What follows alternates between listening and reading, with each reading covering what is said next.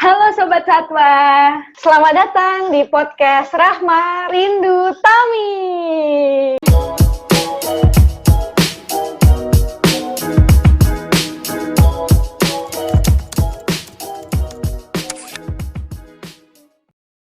Nah, sebelum kita masuk ke podcastnya, kami bakal perkenalan diri lebih dahulu nih. Kenalin, namaku Rahma Rindu Asti, biasa dipanggil Rindu.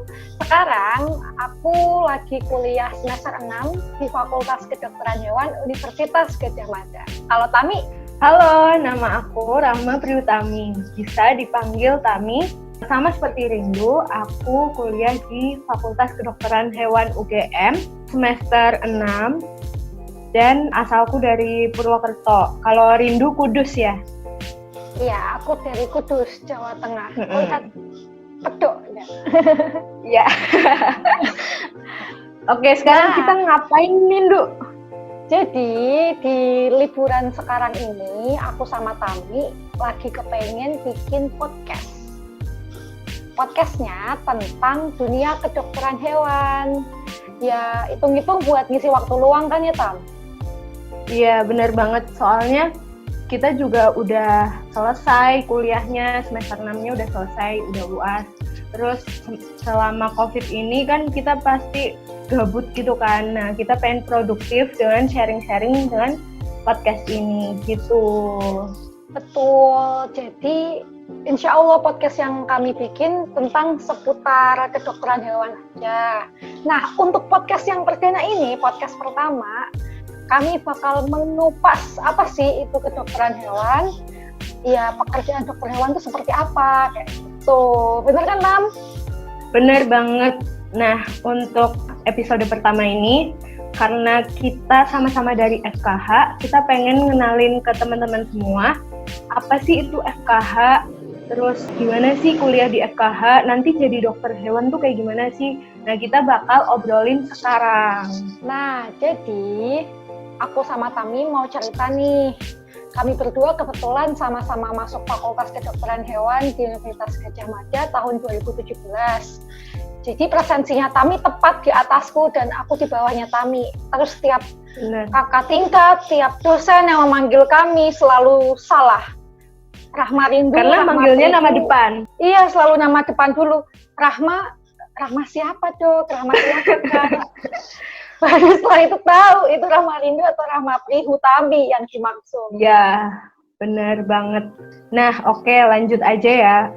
Kita sekarang mau bahas tentang pendapat orang-orang waktu tahu kita berdua masuk ke Fakultas Kedokteran Hewan. Nah, kalau dari Rindu sendiri, pertama orang-orang tuh gimana sih pendapatnya waktu tahu Rindu masuk kedokteran hewan? Intermezzo aja ya, kebetulan aku sama Tami ini masuk di Fakultas Kedokteran Hewan UGM lewat jalur SNMPTN di tahun 2017. Nah, waktu tahun 2017 itu aku masuk di kedokteran hewan. Kedokteran hewan itu masih asing di mata keluarga besarku. Karena ya mungkin ini kali pertama nih keponakan mereka, adik mereka masuk di Fakultas Kedokteran Hewan. Ya sebelum-sebelumnya kan mungkin yang terkenal fakultas lain kan, dan ini Fakultas Kedokteran Hewan ini baru aku nih yang jalanin. Terus ada banyak yang tanya, emang nanti dokter hewan tuh ngapain sih? Emangnya dokter hewan tuh cuma yang di klinik aja ya? Atau enggak, nanti kamu ngopok-ngopok pantat sapi dong, kayak gitu pendapat-pendapatnya. Terus teman-temanku juga kayak gitu masalahnya. Banyak yang bilang, oh ini di kedokteran hewan. Emang dokter hewan bisa apa? Kayak gitu.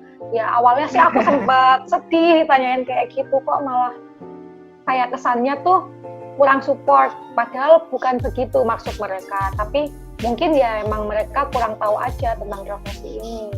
Kalau kamu gimana, Tam? Kalau dari aku sendiri, cerita masuk dokter hewan sebenarnya bukan cita-cita dari kecil. Benar-benar nemuin kedokteran hewan tuh pas kelas 3 SMA. Karena ya di situ lagi bingung-bingungnya mikir pilihan kuliah, terus nemu suatu artikel tentang jurusan kedokteran hewan, terus kayak mulai cari tahu, terus background keluarga aku juga suka hewan. Jadi, wah ternyata permasalahan yang dari hewan di Indonesia tuh sebenarnya banyak banget. Dan di tahun itu sih aku searching, menurut data tuh lulusan dokter hewan itu masih sangat minim dan sangat dibutuhkan. Makanya waktu itu gak tahu kenapa langsung kayak dapat ilham pengen daftar kedokteran hewan, dan sampai sekarang alhamdulillah masih bertahan di sini dan minat gitu. Ini waktu awal-awal tuh banyak yang tanya ya Tam, maksudnya masih bingung kenapa sih kamu milih dokter hewan, tapi makin ke belakang ini ya yang kami berdua rasain dari mulai keluarga sama teman-teman support kami. Nah itu tadi pendapat orang-orang sekitar kita pas pertama kita masuk kedokteran hewan. Nah tapi masih ada pendapat-pendapat lain dan pertanyaan-pertanyaan lucu dari teman-teman ketika kita sebelum bikin podcast ini. Kita udah buat question di Instagram kita masing-masing yang nanyain pendapat dan pertanyaan mereka tentang putar kedokteran hewan. Nah, sekarang kita mau bahas satu-satu. Dimulai dari Rindu apa dulu, Ndu? Nih, kita bahas yang mana? Jadi di situ aku sama Tami tanya apa sih menurut kalian dokter hewan itu? Terus di sini ada temennya Tami nih yang jawab. Dokter hewan adalah dokter hewan katanya. Bener. Tapi bener sih. Iya, emang itu valid sih Tam, itu sangat akurat kalau dokter hewan adalah dokter hewan. Semua pertanyaan pun kalau ditanyain ya kayak gitu bener jawabannya. Masih. Ya ampun, iya. Maaf ya. Ya. Terus abis itu ada juga yang respon, berarti lulusan jurusan kedokteran hewan dong, masa lulusan teknik mesin? Iya, kami hewan, ya jadi teknik mesin. Iya sih, kecuali double degree gitu ya, Andu ya. Iya, double degree. Terus ada lagi nih Tam, ada juga yang respon, dokter hewan itu dokter yang hebat karena bisa mengerti pasien, padahal pasiennya nggak bisa bilang apapun, katanya gitu. Tumben ya, ini pendapatnya panjang ya dan benar. Iya. Terus ada yang juga komen nih, itu adalah cita-citaku dari dulu. Katanya gitu. Wah, semangat. Semoga tercapai cita-citanya. Nanti kita menjadi kolega bersama. Ya nggak, iya, amin ya rabbal alamin. Amin. Terus ada juga yang respon kayak gini nih. Sebentar. Malah balik tanya, Tami sehat. Yang itu kayaknya katanya gitu. Soalnya itu out of topic, jangan dibahas itu. Oh ya udah. Oke. Berarti segitu aja sih kayak pendapatnya overall sama kayak di situ-situ aja. Nah kalau menurut Rindu nih, dokter hewan tuh apa sih? Menurut Rahma Rindu Asti, dokter hewan itu adalah dokter yang mengobati dan juga mengurusi hewan. Kami punya slogan, manusia meriga satwa sewaka, yang artinya mensejahterakan manusia melalui kesejahteraan hewan. Betul sekali. Nah, kalau dari aku sama sih kayak Rindu. Jadi ya Allah, sama ya. Jadi dokter hewan ya. Jadi dokter hewan ya sesuai slogan tadi, kita punya slogan di mana dokter hewan itu sebenarnya nggak cuman nanganin hewan, tapi kita juga mensejahterakan manusia melalui kesejahteraan hewan itu sendiri gitu. Nah, selanjutnya setelah pendapat apa, Ndu? Nah, terus setelah pendapat yang overall kurang lebih sama sih yang tadi yang dokter hewan itu adalah dokternya hewan. Aku sama Tami juga ngadain question and answer nih. Beberapa pertanyaan udah kami pilihin dan kurang lebihnya ada berapa nih ya? 7 pertanyaan. Pertanyaan pertama ya, Tam, langsung aja. Pertanyaannya adalah, kenapa kamu pengen jadi dokter hewan? Oke. Kenapa aku jadi dokter hewan? Pengen jadi dokter hewan ya karena tadi sebenarnya udah diceritain di awal. Aku tuh baru kepikiran jadi dokter hewan waktu kelas 3 SMA karena aku menemukan sebuah artikel yang menceritakan kehidupan seorang dokter hewan. Dan setelah itu aku mulai searching gitu, kayak dokter hewan tuh kayak gimana sih, keadaan dokter hewan di Indonesia tuh kayak gimana sih. Terus mulai tertarik waktu, ternyata permasalahan yang menyangkut hajat hidup hewan itu banyak banget. Dan emang banyak banget penyakit yang asalnya hewan dan itu bisa berimbas ke manusia. Dan itu sangat penting bagi kehidupan kita juga kan. Nah dari situ udah mulai tertarik gitu ceritanya. Terus kalau mungkin dari Rindu. Nah, kalau cerita versi aku, kenapa sih aku masuk ke kedokteran hewan? Jadi tuh aku suka banget sama hewan. Semua itu didasari karena mamaku sejak kecil mengajarkan aku untuk mencintai kucing. Jadi aku sangat mencintai kucing dan akhirnya aku memelihara beberapa kucing. Terus waktu aku kelas 2 SMA, saat itu aku punya kucing namanya Cicit. Umurnya 5 tahun pas aku kelas 2 SMA itu. Dia mendadak sakit, badannya itu kuning. Tapi aku pikir, oh ya udahlah, mungkin habis berantem aja kali, atau enggak dia masuk angin kali ya, gitu. Tapi ternyata enggak cuy. Aku biarin 3 hari, dia tuh malah nggak sembuh-sembuh, malah makin kuning tubuhnya. Ya udahlah, akhirnya aku bawa ke dokter hewan. Waktu di dokter hewannya bilang, wah ini hepatitis mbak, katanya kayak gitu. Aku kaget dong, dan akhirnya si Cicit itu diopnam selama seminggu. Tapi harapan hidupnya dia tuh kecil banget waktu itu. Ya mungkin salahku, dan itu emang kebutuhanku membawa Cicit terlambat gitu ke dokter hewan. Jadinya ya udah, setelah seminggu diopnam itu Cicit mati, dan aku sangat menyesal karena Cicit mati. Terus aku nggak pengen mengulang kesalahan itu. Terus buat teman-teman yang lagi nonton podcast ini, aku berpesan buat teman-teman, kalau misal kalian punya hewan peliharaan yang sangat kalian sayangi, jangan ragu-ragu untuk membawa mereka ke dokter hewan ketika mereka sakit. Tahu sakit itu kayak gimana? Dengan cara teman-teman pasti kan deket sama hewan teman-teman kan. Ya udah, teman-teman yang tahu behavior mereka tiap hari itu kayak gimana. Kalau misal ada perilaku yang menyimpang, ya udah segeralah bawa ke dokter hewan biar nggak terlambat, biar nggak kayak Cicit nasibnya. Terus ya udah, akhirnya aku memutuskan untuk masuk di kedokteran hewan biar aku nggak mengulangi kesalahan itu, dan justru aku mungkin bisa mengobati hewan yang lain. Wow, keren banget sih kisahnya. Kisahnya dari pengalaman gitu ya, dan nggak mau mengulangi kesalahan yang sama, dan pengen mulia malah ngobatin hewan-hewan yang lain. Bener juga sih kata Rindu tadi. Amin. Jadi buat teman-teman yang melihara hewan, jangan teman-teman itu sayang-sayangin hewannya waktu dia sehat-sehat aja, lucu-lucu aja. Tapi kalau misalnya hewannya sakit, jangan ditelantarkan langsung, tapi teman-teman bisa obatin langsung ke dokter hewan. Karena kalau teman-teman melantarin hewan yang sakit, takutnya hewan yang sakit itu juga bisa berdampak ke manusia, menularkan penyakitnya itu. Tuh. Nice, nice. Jadi jadikan cerita kami berdua sebagai pelajaran ya. Sip. Oke Tam, lanjut ke pertanyaan kedua ya.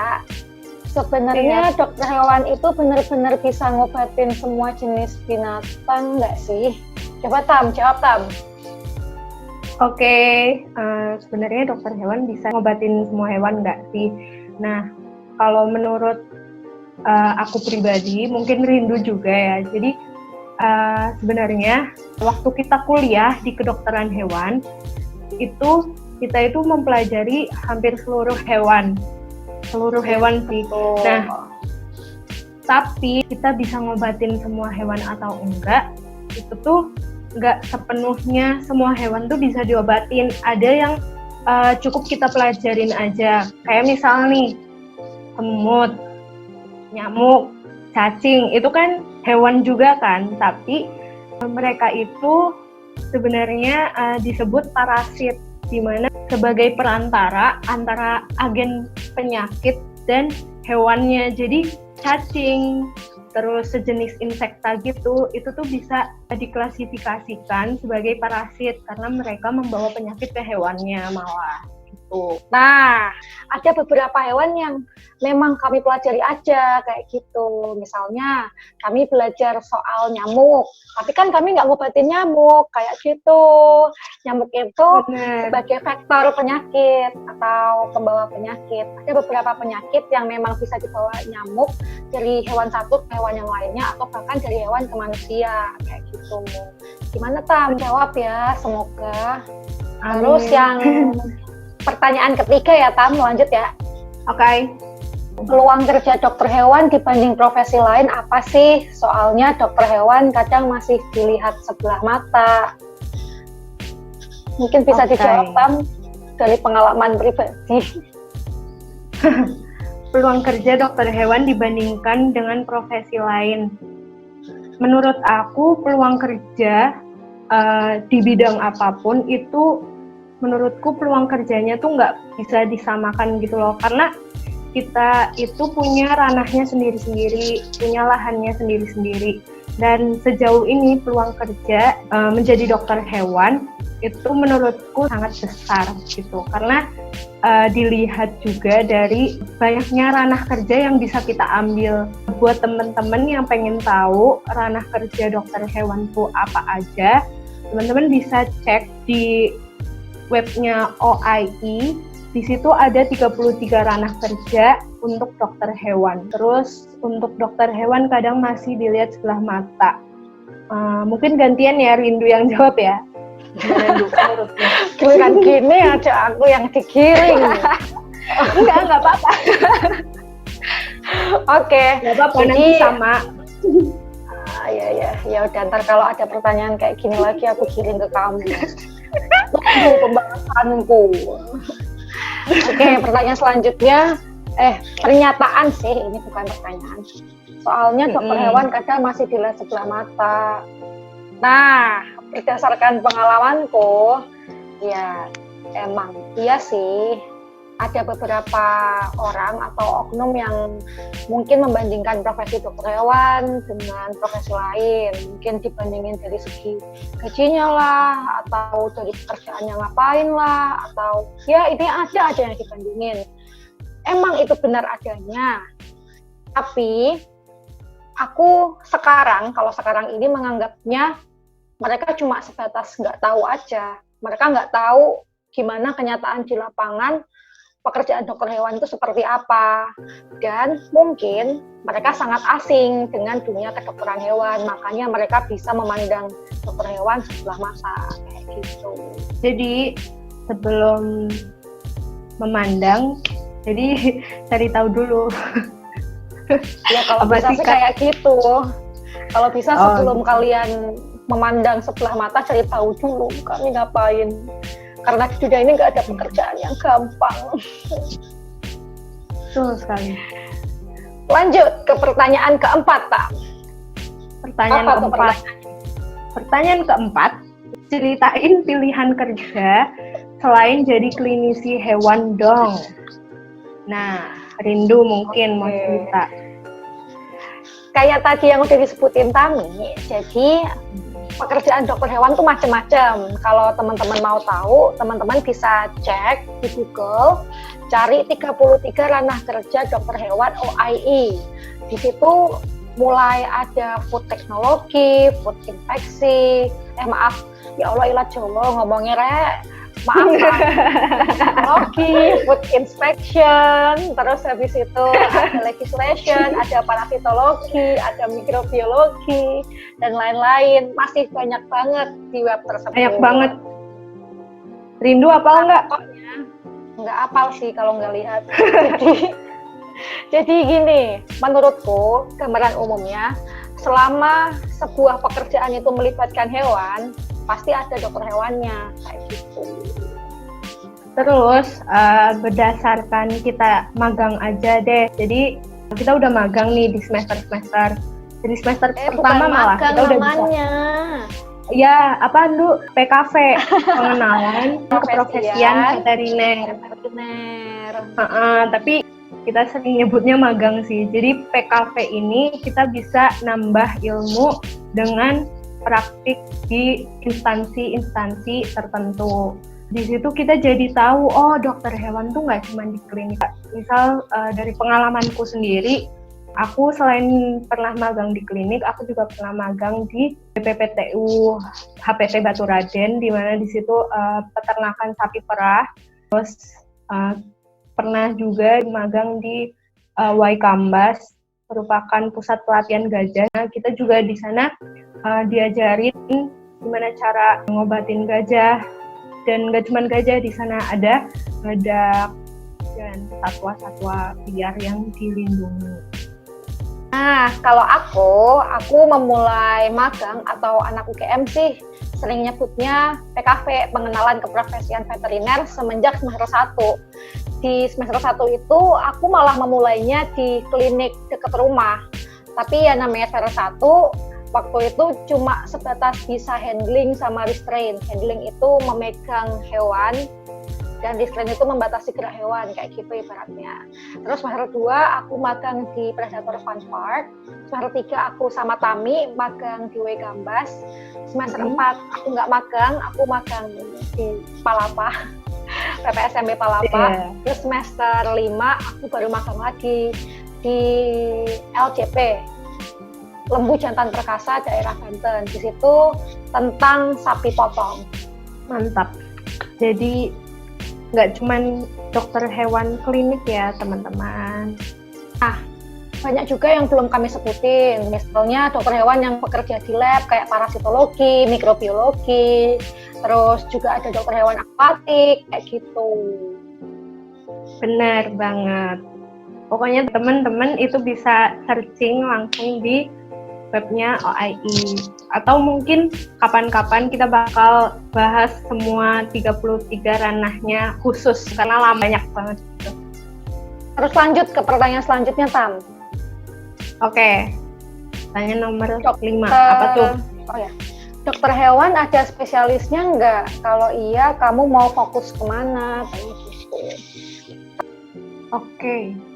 Menurut sepengetahuan kami, dokter hewan di Indonesia itu sampai sekarang belum ada pendidikan untuk spesialisnya. Pengetahuan kami juga itu tuh baru pada tahap perancangan, jadi emang belum ada. Iya, sepengetahuanku juga sama. Jadi dokter hewan kalau pendidikannya di Indonesia ini emang belum ada pendidikan spesialisnya. Tapi untuk beberapa dokter hewan itu mungkin ambil kursus-kursus tertentu supaya mereka tersertifikasi kayak gitu. Mungkin yang tahu bisa membenarkan perkataan kami ya di kolom komentar di bawah. Terus, pertanyaannya Tam nih loh masih. Kalau iya kamu fokus kemana? Kalau aku sejauh ini bukan spesialis ya, tapi lebih ke fokus minat kemana gitu. Nah, kalau dari aku sejauh ini banget fokus ke ternak produktif atau yang hewan besar gitu. Karena apa ya, setelah aku magang di beberapa tempat, nggak tahu kenapa feelingnya ke situ aja, kayak pengen mendalami di situ. Tapi nggak memungkiri juga setelah misal lulus jadi dokter hewan nanti, aku juga pengen nyoba semua di yang lain juga, nggak harus ke ternak juga sih. Kalau Rindu gimana? Aku sejauh ini sih emang belum menemukan minatku atau fokusku mau kemana sih, Kam. Masih mencari. Ya doain aja, semoga cepat ketemu. Soalnya ya gitu, ranah kerja dokter hewan tuh banyak banget. Aku malah jadi bingung mau kemana. Ya doain aja, semoga cepat dapat mana yang cocok. Amin. Nanti juga semoga diarahin sama Yang Maha Kuasa ke bidang apa. Amin, amin. Lanjut nih ke pertanyaan ke-6. Pertanyaan ke-6. Gimana cara anak FKH meminimalisir ketakutan terhadap beberapa hewan? Oke, aku takut sama rindu sih. Iya, ya Allah, astagfirullahaladzim. Oke, bercanda. Ayo Rindu. Rindu jawab duluan. Terlalu liar ya Allah. Oke, aku jawab duluan. Jadi caraku meminimalisir ketakutan sama beberapa hewan sih, yang pertama aku cari tahu tentang hewan tersebut. Hewan tersebut gimana sih cara megangnya atau cara handlingnya kan.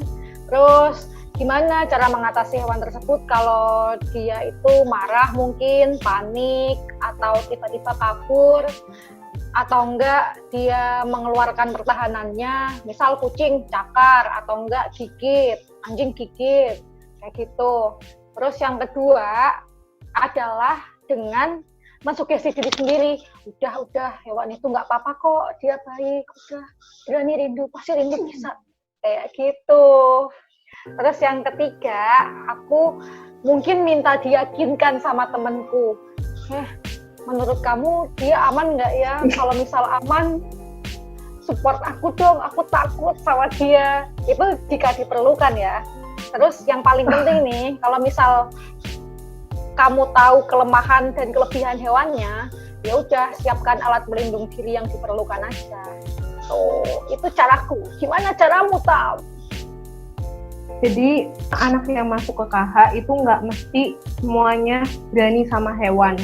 Kayak misal aku waktu kecil sampai sebelum masuk KH itu aku takut banget sama yang namanya rindu. Maksudku bukan rindu, tapi aku takut yang namanya anjing. Jadi bener-bener aku pertama kali nyentuh komunikasi langsung dengan anjing itu waktu aku masuk FKH. Dan itu ya kita harus tahu gimana cara hand dan restrain. Nah, kalau handling itu kita untuk membuat nyaman hewan, kalau restrain itu lebih kayak kita mengatasi gerak hewan itu biar aman juga bagi kita gitu. Tapi emang waktu awal-awal masuk ke KH kita pasti dibimbing biar nggak takut. Benar.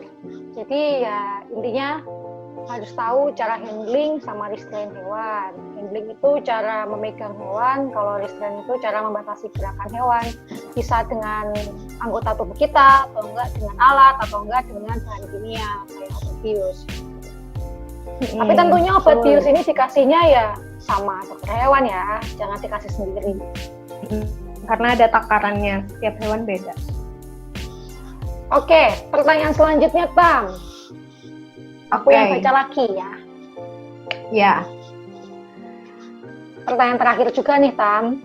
Saat menangani hewan yang bisa zoonosis, apa yang bisa dilakukan? Bagi teman-teman, mungkin di sini ada yang belum mengerti apa itu zoonosis. Jadi, zoonosis itu penyakit yang bisa ditularkan dari hewan ke manusia maupun sebaliknya. Nah, dokter hewan ini emang terdepan buat menanggulangi dan mencegah penyakit zoonosis itu sendiri. Nah, kalau kita nanganin hewan yang zoonosis, jadi kita tuh harus kenalin dulu penyakit zoonosisnya tuh apa. Jadi kita harus tahu ini penyakit apa, terus cara penularannya bagaimana, cara penanganannya bagaimana. Jadi kalau misalnya kita tahu cara penularannya itu melewati inhalasi atau luka terbuka, pasti kita bakal mengantisipasi itu duluan. Nah, benar kata Tami, kenali penyakit zoonosisnya sama kenali cara penularannya. Terus selain itu, jika diperlukan, pakai alat pelindung diri karena beberapa benar banget. Bisa masuk nih lewat luka kayak yang Tami bilang, atau enggak lewat inhalasi, hirupan udara. Tuh. Jadinya intinya itu aja sih, kenali penyakit zoonosisnya, kenali cara penularannya, pakai alat pelindung diri gitu. Jangan asal sembarangan handling restrain hewan karena dipikirnya, lucu nih mencitnya, udahlah aku pegang. Padahal bisa jadi dia kena leptospira, kayak gitu. Jadi harus hati-hati teman-teman. Betul sekali. Jadi sesuai prosedural pemeriksaan pastinya. Nah, itu topik terakhir nih, itu pertanyaan terakhir tadi. Jadi kami berdua sudah mengumpulkan 7 pertanyaan ya paling sering ditanyain sama orang-orang. Jadi kami tampilin atau kami jawab di sini. Terima kasih buat teman-teman yang udah berpendapat dan bertanya dan mau sharing-sharing sama kita berdua. Semoga apa yang kita sampaikan tadi bermanfaat bagi kita semua dan kita juga mohon maaf kalau misalnya ada yang salah-salah karena di sini juga kita masih belajar. Ya nggak, Nduk? Bener banget. Jadi kalau misal dari penyampaian kami berdua ada yang salah, jangan sungkan untuk komen di kolom komentar dan mengkoreksi apa ucapan kami. Oke? Nah, segitu aja ya podcast Rahma Rindu Tami episode kali ini, yaitu tentang kedokteran hewan. Semoga minggu depan kami tepat waktu ya upload podcastnya. Teman-teman juga bisa request nih podcast apa aja yang bisa kami bahas. Ya nggak, Tam? Benar. Dan teman-teman jangan lupa untuk klik like, komen, dan subscribe biar kita semangat bikin podcastnya. Ya, betul sekali. Ya udah teman-teman. Dadah. Sampai jumpa di podcast Rahma Rindu Tami selanjutnya. Minal aizin wal faizin. Mohon maaf lahir dan batin.